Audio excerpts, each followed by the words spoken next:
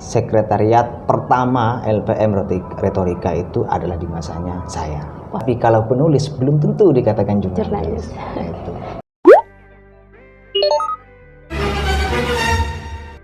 Kembali di podcast Retorika.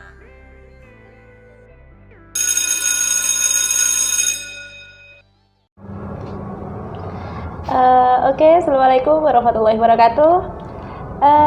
Selamat pagi, kembali lagi bersama saya Huzaibah di Retorika TV. Kali ini kita kedatangan tamu nih yang sangat spesial tentunya ya di LPM. Langsung Kak, bisa kenalan. Assalamualaikum warahmatullahi wabarakatuh. Selamat pagi pemirsa Retorika TV dimanapun Anda berada.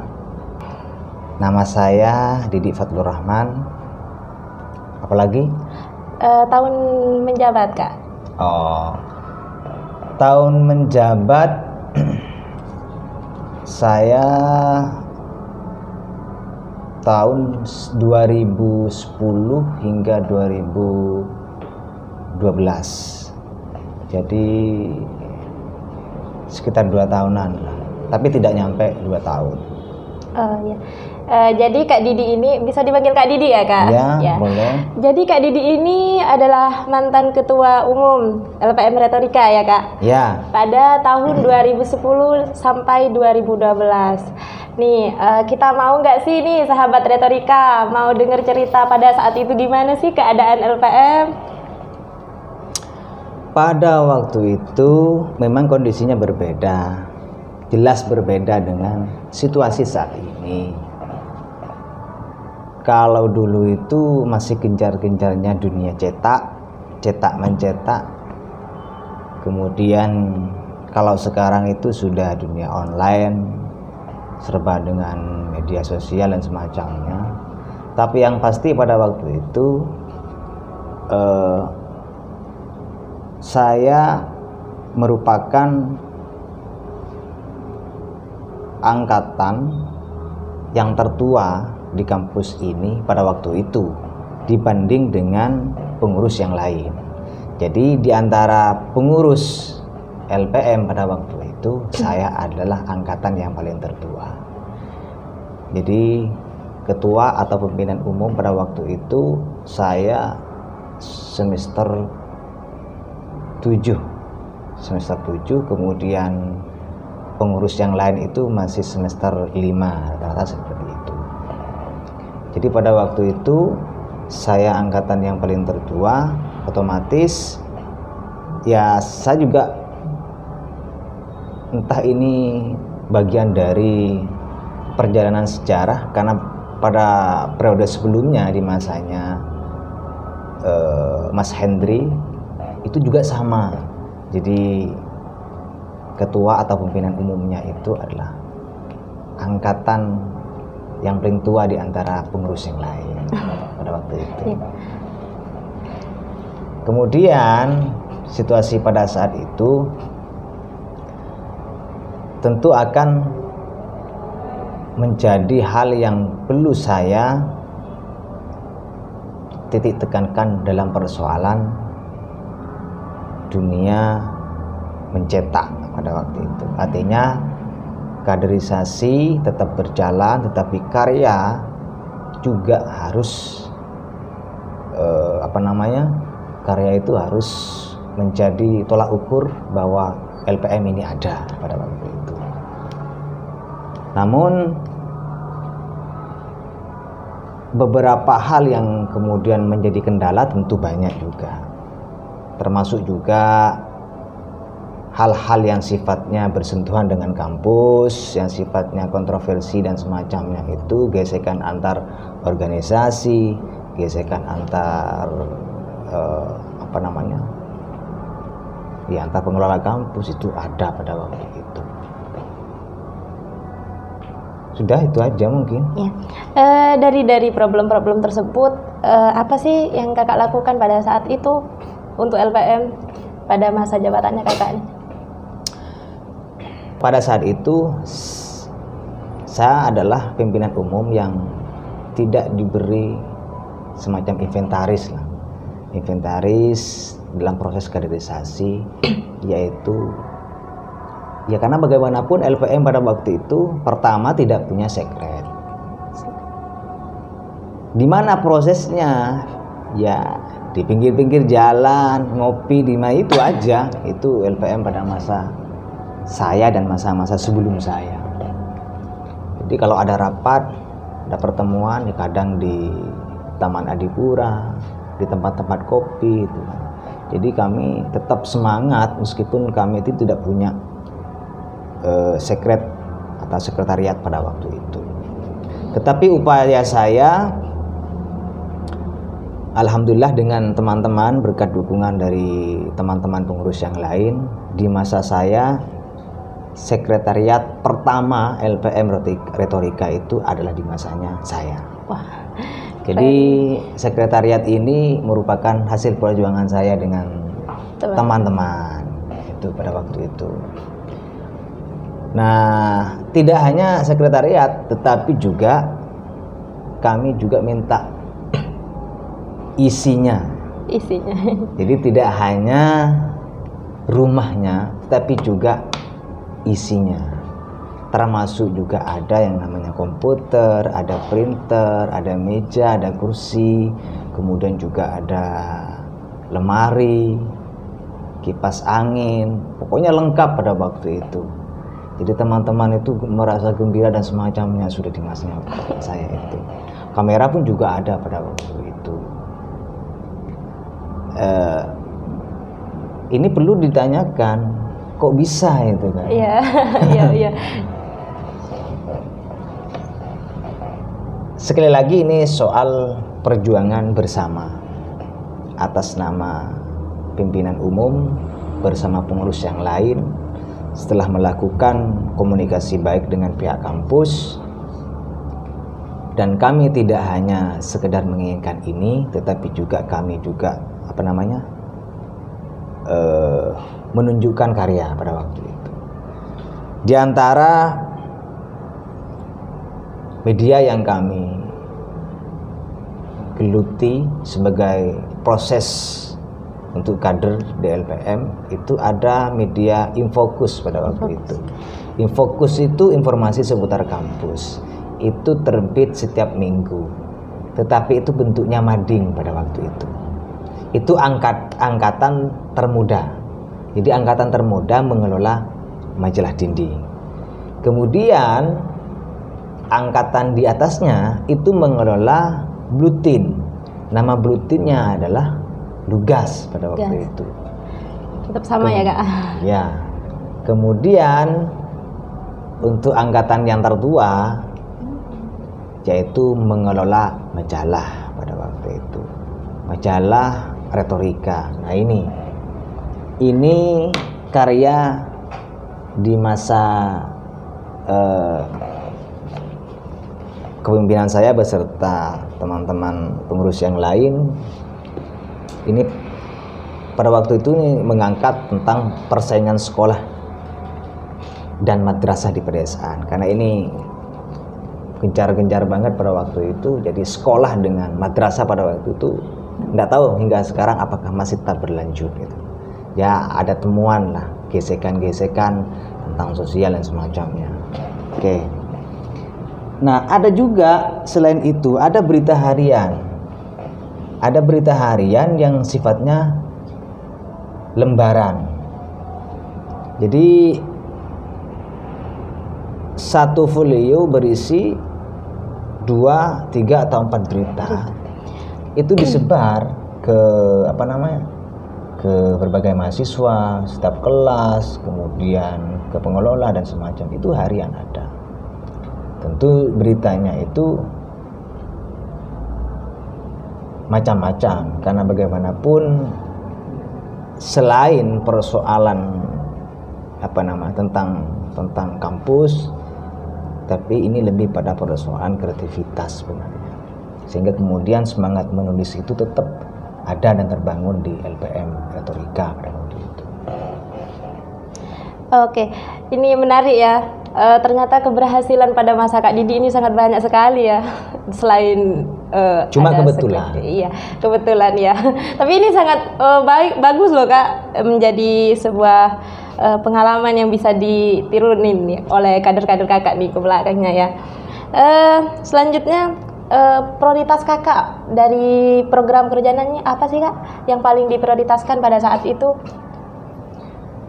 Ada 4 hal pada waktu itu. Karena bagaimanapun di LPM ini tidak hanya mencetak sebagai penulis. Iya, betul. Itu gambaran saya pada waktu itu. Jadi ada penulis, ada jurnalis, ini beda ya kan. Tapi kalau jurnalis ini sudah bisa jadi penulis. Artinya sudah dikatakan penulis. Tapi kalau penulis belum tentu dikatakan jurnalis. Nah, itu. Jadi dalam skala prioritas program kerja saya, selain menulis berita, itu ada pelatihan fotografi pada waktu itu. Jadi dunia fotografi pada waktu itu juga dijadikan skala prioritas di di program kerja. Ya, fotografi dengan videografi pada waktu itu. Karena bagaimanapun pada saat itu kami membangun komunikasi dan kerjasama dengan eksternal. Jadi kebetulan pada waktu itu kami punya teman di sebuah perusahaan yang bergelut dalam bidang itu, atau media yang memang sifatnya begitu, sehingga kemudian kami menjalin kerjasama dan komunikasi, belajar bersama. Untuk apa ya? Untuk LPM sebagai regenerasi selanjutnya itu. Jadi selain itu ada podcasting pada waktu itu, dunia podcast. Nah, alhamdulillah dengan adanya seperti itu dulu sudah terwujud sekarang dunia podcast itu. Ya, cuma pada waktu itu kami juga mengandalkan karena kebetulan pengurus pada waktu itu, salah seorang pengurus di LPM menjadi penyiar di salah satu perusahaan radio pada waktu itu. Jadi kami melakukan mapping kepada kader, sehingga kemudian mereka juga banyak yang antusias mengikuti semacam pelatihan atau sharing pada waktu itu. Kemudian sudah berapa? 2 atau 3 sudah? 4 sudah. Sudah 4? Ya. Oke. 4 hal itu, karena bagaimanapun dulu belum ada media online. Jadi fokus kami itu dalam dunia seperti itu. Ya, alhamdulillah sekarang sudah berkembang sehingga kemudian tinggal menambahkan lagi. Betul. Gitu. Udah itu aja, itu program prioritasnya ya Kak. Menarik nih teman-teman. Program prioritasnya alhamdulillah hari ini sudah mulai berkembang ya Kak ya. Artinya terwujud di dunia podcast ini. Iya, betul. Selain keberhasilan dan program-program prioritas itu, bagaimana sih Kakak itu pada pengurusan pada saat itu dalam kaderisasi nih Kak?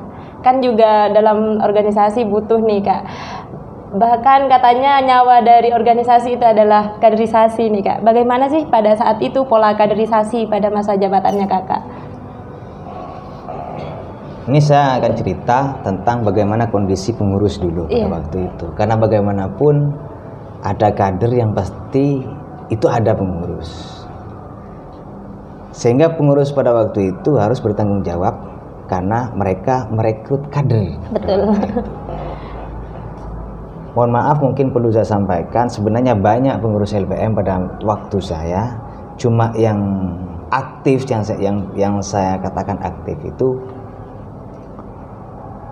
ada 11 orang pada waktu itu. Ada 12 orang.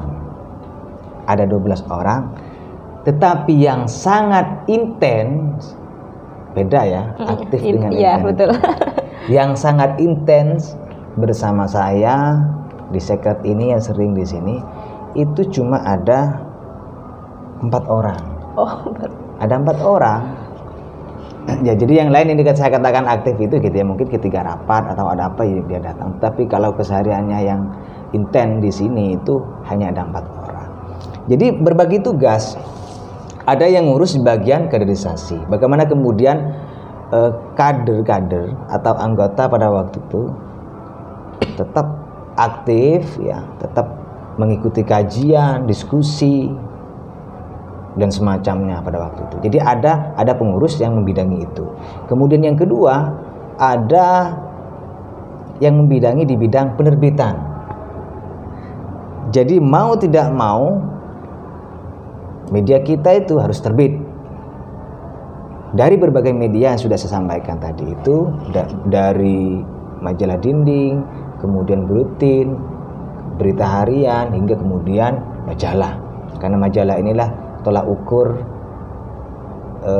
menurut saya sih tolak ukur dari keberhasilan kepengurusan, sehingga perlu diapresiasi ya, jadi pimpinan umum yang sudah berani menerbitkan majalah itu kan dari masa ke masa. Mohon maaf saya tidak tahu siapa yang, karena bagaimanapun kondisi zaman pada waktu itu pasti berbeda. Tetapi ada hal lain mungkin yang diprioritaskan pada waktu itu. Kemudian ada yang membidangi dalam pendanaan dan humas pada waktu itu. Jadi ada yang bertugas mencari dana, komunikasi dengan siapapun lah. Karena bagaimanapun ketika mau mengadakan rapat butuh kopi, butuh permen, yang merokok butuh rokok. Jadi bayangkan kalau setiap minggu ada rapat, ada kajian lah. Seminggu ini ada kajian, berikutnya ada rapat, berikutnya ada diskusi dan semacamnya. Itu mau dapat dari mana? Maka perlu ada yang namanya di bagian pendanaan dan humas pada waktu itu. Eksekusinya tetap saya pada waktu itu. Ya, yang penting halal pada waktu itu. Ya itu empat orang itu yang kemudian menjadi partner kerja saya di LPM, dan mungkin tidak perlu saya sebutkan siapa, yang pasti mereka ya kalau yang nonton di acara podcast kali ini ya mudah-mudahan bisa menghubungi saya, atau saya tunggu di podcast berikutnya bagaimana kemudian menceritakan tentang sejarah atau perjalanan di kepengurusan pada waktu itu. Sebagai saksi boleh. Iya betul. Iya menarik ya Kak. Biar tidak hanya satu ya Kak, pandangan lah, ada pandangan lain gitu. Selanjutnya gini lah Kak, kalau teman-teman itu biasanya kalau LPM terkenalnya ada intervensi dari kampus gitu, ada ya Kak. Biasanya kadang dapat ancaman apalah. Lalu bagaimana sih Kak kalau pada masa Kakak hubungan LPM ini dengan kampus? Konsep saya itu dalam kehidupan di kampus berdamai dengan keadaan. Itu konsep saya. Ada intervensi, ada gesekan dengan kampus sering, tetapi saya lebih memilih berdamai dengan keadaan. Artinya ini kampus tetap ini tetap kampus saya itu, tetap kampus saya dan saya berproses di sini. Ya pada waktu itu kan tidak ada media mainstream yang online kayak sekarang. Jadi nggak mudah kemudian menyebarkan tentang bagaimana kemudian kondisi STKP saat ini misalkan. Nggak begitu. Jadi hanya berkutat di kampus. Jadi berita-beritanya di situ. Nah kami tetap menghadapi itu. Tetapi sekali lagi, kalau ada masalah yang kemudian berkaitan dengan kemahasiswaan, karena kami ini bukan eksekutif ya, eksekutifnya tetap itu BEM. pada waktu itu. Sehingga kemudian kami hanya mewartakan pada waktu itu, tidak punya kebijakan hal-hal yang lain, karena bagaimanapun soal pembenaran itu biarlah pembaca. Jadi kami tidak bisa menghakimi itu. Hubungan dengan kampus memang sering dengan pihak kampus ya, sering yang namanya gesekan-gesekan seperti itu. Tapi tetap saya hadapi dan selesai gitu kan. Kalau hal-hal yang menantang sampai kemudian ada ancaman atau apa, ada juga pada waktu itu.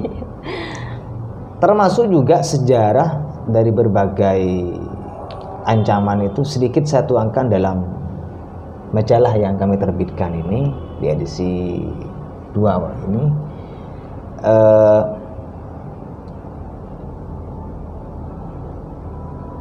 Itu sebuah perjalanan yang kemudian kami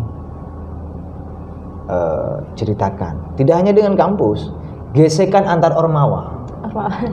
Jelas, karena bagaimanapun pada waktu itu pengurus ataupun anggota tidak hanya mendualisme organisasi pada waktu itu. Jadi yang satu mengadakan acara, kadang benturan mau kemana ini. Akhirnya gesekan antar sesama organisasi intra ini juga pernah dialami, tetapi kami tetap menyelesaikan dengan baik. Artinya tidak sampai kemudian menimbulkan permusuhan dan semacamnya. Ya ngalir saja, karena bagaimanapun mereka juga punya pilihan, kami pun juga pilihan, dan bagaimanapun hidup ini memang harus memilih pada waktu betul. Sudah itu aja, atau mungkin saya yang perlu tanya bagaimana kondisi sekarang? Nanti bisa ditanyakan langsung sama pimpinan umum nggak? Enggak, minimal sebagai saksi. Oh iya. Kalau kepada pimpinan umum mungkin, kalau merah yang mestinya merah dibilang hijau gitu kan. Karena apa? Kadang menutupi itu. Oh iya. Karena punya kewajiban untuk melindungi kadernya gitu kan. Sehingga sebagai saksi mungkin juga perlu memaparkan kondisi sekarang. Tapi yang pasti kepengurusan setelah saya tetap melakukan koordinasi, silaturahim, ya ngobrol-ngobrol tentang bagaimana kemudian LPM ke depan. Ini yang kemudian tradisi yang diwariskan kepada kami pada waktu itu, silaturahim. Hingga sekarang mungkin tetap seperti itu. Jadi silaturahim antar senior dari generasi ke generasi tetap dilakukan. Ini yang tidak boleh kemudian luntur dalam berorganisasi apapun, tidak hanya dalam dunia pers, tetapi juga dalam kondisi dan situasi yang sifatnya genting dan semacamnya, tetap dilakukan yang namanya koordinasi. Tidak sempat silaturahim secara fisik, mungkin sekarang sudah ada yang lebih canggih, yaitu silaturahim secara virtual. Itu pun juga bisa dilakukan. Yang penting tetap koordinasi dan komunikasi, itu aja. Gini Kak, sudah bercerita masalah kondisi LPM, program kerja dan lain sebagainya. Kita nih mau tahu nih, gimana sih perasaan Kakak pada saat itu dengan tanggung jawab yang sangat besar gitu Kak? Perasaannya Kakak gitu sebagai pimpinan umum yang memiliki tanggung jawab yang sangat besar. Karena bagaimanapun saya di LPM ini sudah menjadi pilihan. Mohon maaf, saya juga aktif di 3 organisasi di intra pada waktu itu. Tetapi di semester 5 baru kemudian saya harus memilih. Jadi kalau semester 1, 2, 3, 4 itu masih digiring kemana, kadang ke ormawa ini, ke ormawa ini pada waktu itu. Saya mengikuti UKM musik pada waktu itu karena sedikit banyak saya senang musik. Kemudian di jurusan saya juga aktif di HMP. Ya. Saya jurusan Pendidikan Bahasa dan Sastra Indonesia pada waktu itu. Dan alhamdulillah semuanya berjalan. Jadi 3 organisasi yang saya geluti di masa itu tetap berjalan beriringan karena ada koordinasi antar ketua atau pimpinan di masing-masing organisasi, sehingga kemudian tidak benturan acaranya. Jadi kalau UKM ini ngadakan acara, ini datang juga teman-teman yang lain juga datang giliran gitu. Jadi tidak ada yang kemudian yang ini mengadakan acara, yang satunya mengadakan acara di waktu bersamaan, nggak ada. Itu terkadang yang benturan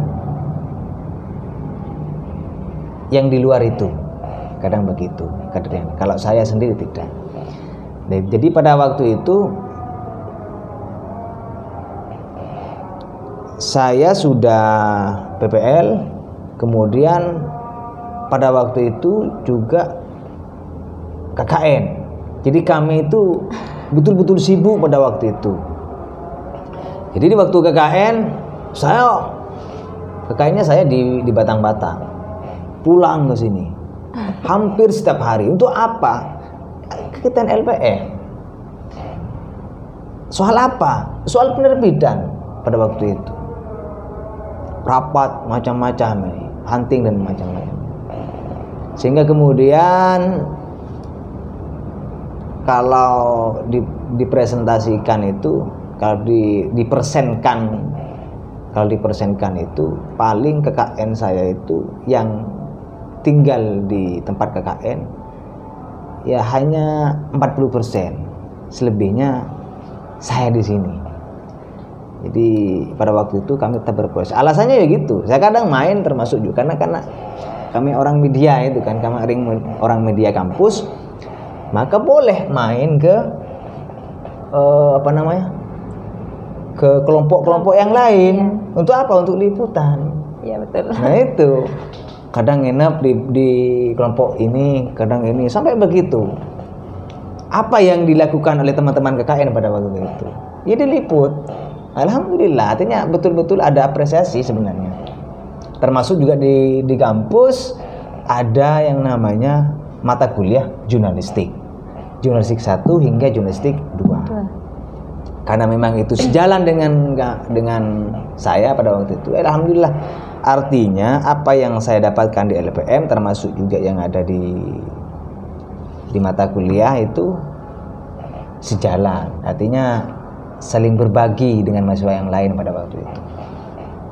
Oke, gak kerasa nih Kak, udah waktunya kita berpamitan ya. Tapi sebelum kita sudahi pertemuan kita pada kesempatan kali ini, kita mau tahu nih Kak, harapannya Kakak nih gimana untuk ketua umum atau untuk kader LPM atau untuk LPM lah. Intinya harapannya Kakak untuk LPM ke depannya gitu Kak. Harapan saya LPM harus tetap berinovasi dari masa ke masa. Karena beda pemimpin, beda pula manajemen atau aturan mainnya dalam organisasi, termasuk juga dalam penerapannya. Nanti ketika sudah menjadi alumni LPM, diharapkan mampu ya menerapkan ilmunya atau pengetahuannya apa-apa yang sudah diserap oleh mereka, oleh kader. Artinya berproses di LPM ini menjadi acuan bagaimana kemudian nanti ketika kita sudah menjadi alumni. Untuk apa? Macam-macam. Karena slot ini yang kemudian perlu kita isi. Ya. Iya betul. Kan makanya saya katakan tidak hanya menjadi seorang penulis. Dari berbagai sisi kita dapat mengisinya. Dari sisi perkuliahan, secara akademiknya bisa mengikuti itu. Termasuk tidak hanya menjadi wartawan gitu kan. Tidak hanya menjadi penyiar atau presenter, tidak hanya menjadi fotografer, tiba-tiba pulang kemudian beli kamera, langsung buka usaha fotografer, ya, videografer dan semacam. Sekarang itu sudah lumrah. Bahkan menjadi YouTuber itu menjadi pilihan kita sebenarnya. Betul. Mandiri, betul-betul mandiri. Saya sendiri pun juga pernah mencicipi manisnya dolar, gaji dari YouTube itu. Alhamdulillah. Jadi itu, ini sebenarnya harapan saya itu tetap melakukan inovasi sesuai dengan perkembangan zaman. Silakan apa yang bisa dilakukan untuk LPM ya lakukan, bukan kemudian selalu berharap kepada LPM, tetapi apa yang perlu kita lakukan untuk LPM ya kita lakukan. Itu saja. Oke. Sebenarnya masih menarik ya teman-teman berbincang masalah LPM, baik dari sejarahnya, perjalanannya Kak Didi nih. Sangat menarik sekali. Namun karena kita dibatasi oleh waktu, kita harus berpamitan. Intinya jangan gini ya Kak, harapannya jangan hanya memikirkan apa yang bisa diberikan LPM kepada kita, tapi apa sih yang bisa kita lakukan untuk LPM. Begitu ya Kak? Ya, betul. Ya. Akhirnya saya Huzaimah selaku presenter Retorika TV berpamitan. Wassalamualaikum warahmatullahi wabarakatuh. Assalamualaikum warahmatullahi wabarakatuh.